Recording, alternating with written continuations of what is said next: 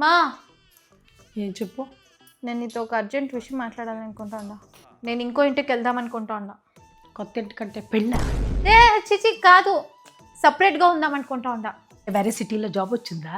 లేదు మా, ఇదే సిటీలో సపరేట్గా హౌస్ తీసుకొని నేను ఒకటే ఉందాం అనుకుంటా ఉన్నా. ఇవంతా అసలు ఎవరు నేర్పిస్తూ ఉంటారు నీకు? ఈ ఇంట్లో ప్రిన్సెస్ తర ట్రీట్మెంట్ ఇస్తూ ఉంటాను నీకు. యా పనన్నా చేపిస్తానా? ఏం కావాలో అవి అప్పటికప్పుడే తెచ్చిస్తాం. అయినా నీకు ఈ థాట్స్ ఎట్లా వస్తాయి?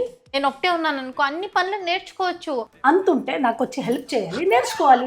మేమేమన్నా సపరేట్ ఇల్లు తీసుకొని మళ్ళీ నేర్చుకొని మళ్ళీ పెళ్లి చేసుకుంటున్నా? లేదు కదా మా, నాకు ఇంట్లో ప్రైవసీనే లేదు మా. కాదు కావ్య, ఏం ప్రైవసీ లేదు. నీకనేసి ఒక రూమ్ ఉంది కదా, గుండు హాల్లో పండుకుంటాడు. కానీ నీకు మాత్రం రూమ్ ఇచ్చిండంతానే. ఆ రూమ్ ఊరికే పేరుకి నా రూమ్ అంతే, కానీ మీ సామాన్లంతా నా రూమ్లోనే ఉంటుంది. 10 సార్లు ఈ రూమ్కి డోర్ వస్తే కూడా కావ్య ఏం చేస్తావు, కావ్య ఏం చేస్తూ ఉంటావు. ఇదంతా ఉండకూడదు మా, నాకంటూ ఒక ఓన్ స్పేస్ కావాలి. కాదు కావ్య, ఇల్లు అన్నాక ప్రతి జాగాలో ఒక్కొక్క సామాన్ పెట్టింటాం. నువ్వు లాక్ చేస్తావు కాబట్టి కావ్య ఏం చేస్తా ఉండవు అనేసి అడుగుతాం. లేదంటే వాకిలి తీ 1 నిమిషము అంటాం. అది కూడా ఉండకూడదా? ఈడ ప్రతి దానికి మీకు ఆన్సరబుల్ ఉండాలి మా. అదే నాకు ఒక ఓన్ స్పేస్ ఉంటే నేను ఏం కావాలి ఎట్లు కావాలి ఉండొచ్చు. అంటే నీకు అడిగేవాళ్ళు ఉండకూడదు, అదే కదా.